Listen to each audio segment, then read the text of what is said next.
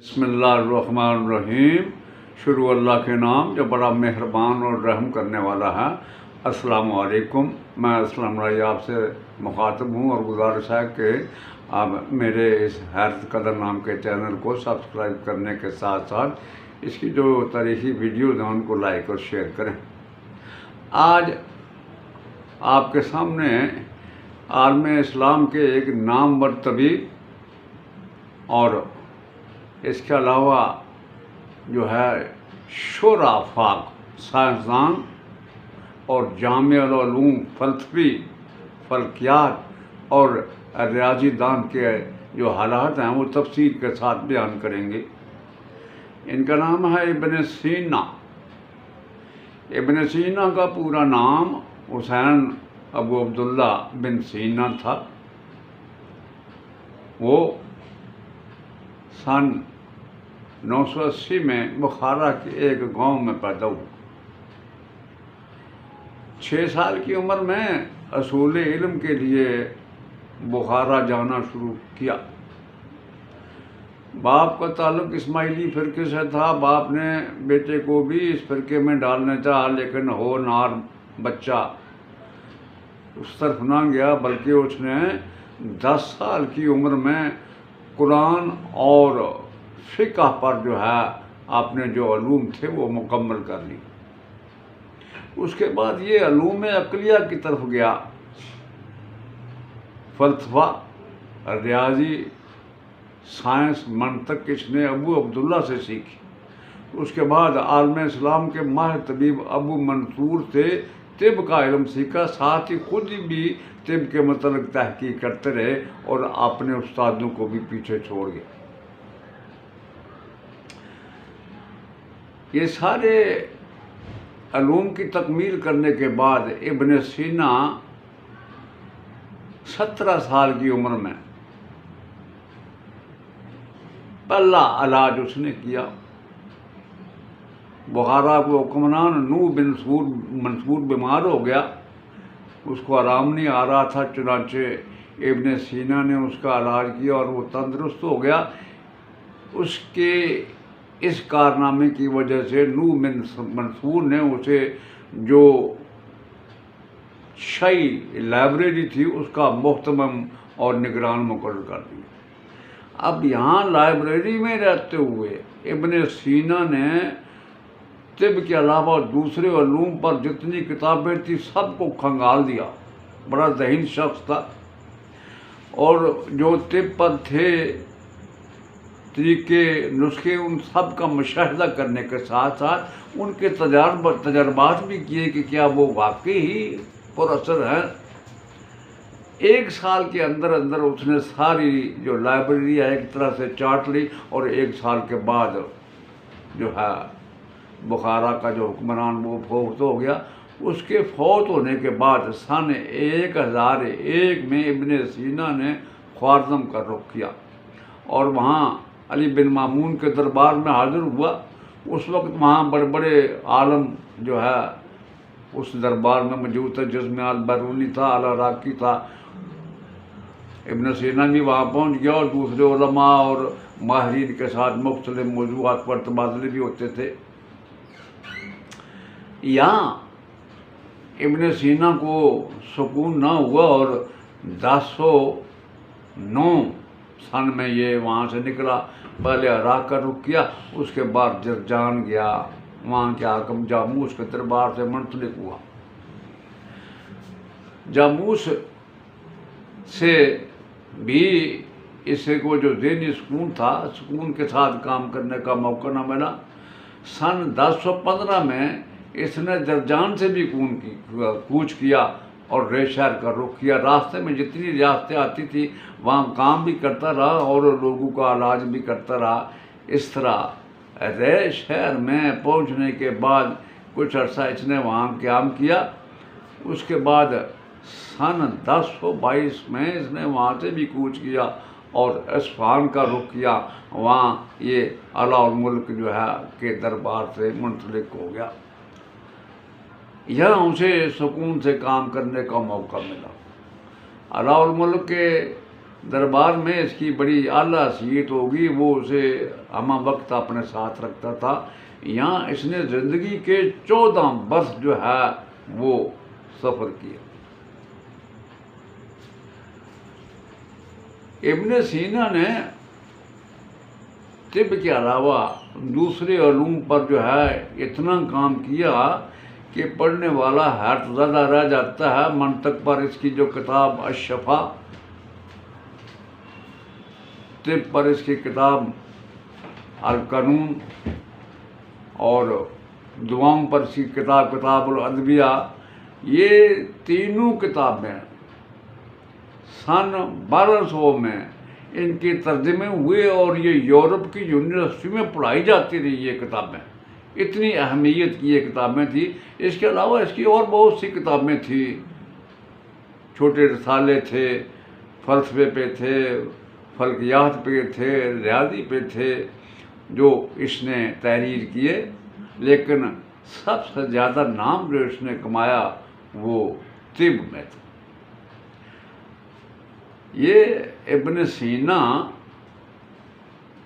अपनी आखिरी उम्र के हिस्से में जो है इस्फहान ही में रहा, यहाँ तक कि 1037 में ये वहाँ कुलंज के मर्ज में मुब्तला होने के बाद फौत हो गए। इब्न सीना, जैसे मैंने शुरू में गुजारिश की कि आलम इस्लाम का एक नामवर तबीब, शुराफाक जो है ये साइंसदान और जो है जामे उलूम फ़लसफ़ी, रियाजी दान और फल्कियात, मारे फल्कियात था। इसने अपनी ज़िंदगी में कुछ इलाज जो थे वो फ़लसफ़ियाना अंदाज में किए। आम इलाज तो ये एक चोटी का मालज था आलम इस्लाम का, कुछ फ़लसफ़ियाना अंदाज में भी इसने कुछ इलाज किए।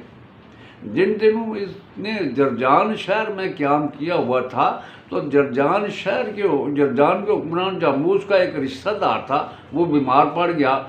बड़ा अरसा इलाज कराया, उसे आराम नहीं आता था। आखिर उसके इलाज की जिम्मेदारी इसके सौंपी गई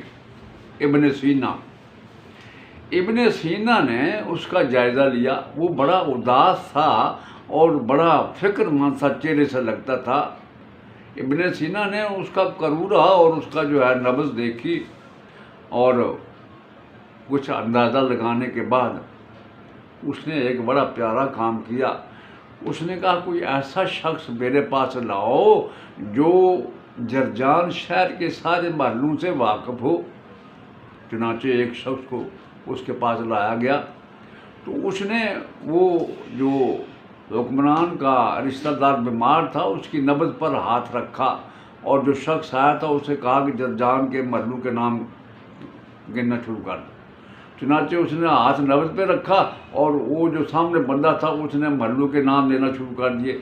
एक महल्ले के नाम पर उस जो था नौजवान बीमार, उसकी नब्ज़ में एक गैर मुतवक्को जो है तग़य्युर पैदा हुआ, जिस पर इब्न सीना ने उस शख्स को रोक दिया। अब उसने हुक्मरान से कहा कि कोई ऐसा शख्स मेरे पास लाओ जो इस महल्ले की सारी गलियों से वाकिफ़ हो। चुनांचे वो लाया गया शख्स जो उस महल्ले की गलियों से वाकिफ़ था। तो उस शख्स से कहा कि बारी बारी सारी गलियों के नाम लेते जाओ। चुनांचे फिर उसने नब्ज़ पे हाथ रखा और उसने गलियों के नाम लेने शुरू कर दिए।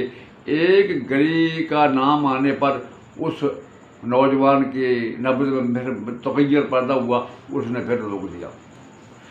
उसने कहा मेरे पास वो शख्स लाओ जो इस गली के सारे घरों से वाकिफ़। वो शख्स लाया गया, तो उसने कहा गली के सारे जब नाम हैं लोगों के घरों के नाम बोलो। फिर उसने नब्ज़ पे हाथ रखा, उसने घरों के नाम लेने शुरू किए। एक घर के नाम पर फिर तग़य्युर पैदा हुआ नब्ज़ में, तो उसने रोक दिया। उसने कहा अब ये जो घर है इस घर के जानने वाले अफराद को बंदा लाओ। चुनांचे एक बंदा लाया गया जो उस घर के सारे अफराद को जानता था। जब बारी बारी उसने उस घर के अफराद के नाम लेने शुरू किए तो एक नाम पर वही तग़य्युर तब्दीली नब्ज़ में पैदा हुई। उसने जरजान के हाकिम से कहा ये तुम्हारा रिश्तेदार बीमार नहीं है, फलां महल्ले फलां गली फलां मकान में एक लड़की है जिसको ये पसंद करता है और जिसकी वजह से ये इस बीमारी है, ये बीमार सा लगता है। मैं डायरेक्ट भी इससे पूछ सकता था कि तू किसको पसंद करता है, लेकिन ये शर्मीला मुझे लगा, अपने जो है माशरे की दास्तान मुझे ना सुनाता और मैं इसका इलाज ना कर सकता। इस बना पर मैंने ये तरीका इस्तेमाल किया। इसका जो दूसरा फलसफाना इलाज है वो भी कमाल का। बनु बोया हुक्मरान थे आलम इस्लाम के, उनका एक शहजादा जो है माली खोलिया मर्द में मुब्तला हो गया और वो हर वक्त गाय की तरह आवाज़ें निकालता था और कहता था कि मैं गौ हूँ, मुझे ज़िबा कर। बड़े लोगों से इलाज करवाया, तबीबों से कोई इलाज नहीं। आखिर उसे इब्न सीना के हवाले किया गया। इब्न सीना ने उसका जायज़ा लिया तो इब्न सीना ने पैगाम भिजवाया उसके घर में कि उस शहजादे से कहना कि 2 दिन बाद हम तुम्हें ज़बा करेंगे, तुम गाय हो, तुम्हें ज़बा करेंगे। खैर वो खाना भी नहीं खाता था और बिल्कुल लागर हो चुका हुआ था, गाय गाय की आवाज़ें निकालता था। 2 दिन बाद वो लड़का बड़ा खुश कि शहजादा खुश कि मैं गाय, मैं ज़बा करेंगे मुझे। वो इब्न सीना उसके घर में गया अपने 2 आदमियों के साथ और उसने कहा अभी इसको बाहर ले, उसको ज़बा करें। तो जो 2 छुरियाँ उसने ले ली, उसको लटाने के बाद, हाथों बांधने के बाद उसने छुरियाँ तेज़ करनी, इसके ऊपर एक दूसरे के ऊपर जैसे कसाई करते हैं।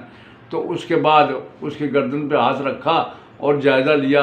तो फिर कहने लगा कि ये बहुत लागर है, अभी ये गाय बहुत लागर है, दुबली पतली है, तो इसको ज़िबा नहीं करनी चाहिए, इसको खुराक दो, ये मोटी हो जाए तो फिर ज़िबा करेंगे। उसकी भी ख्वाहिश थी शहजादे की, क्योंकि माले खोलिया का मर्द था भी मुझे ज़िबा करें। चुनाचे उसके हाथ पाँव खोल दिए गए। अब इब्न सीना ने कुछ दवाइयाँ लिख के दी और कहा खुराक के साथ इसे ये दवाइयाँ दो।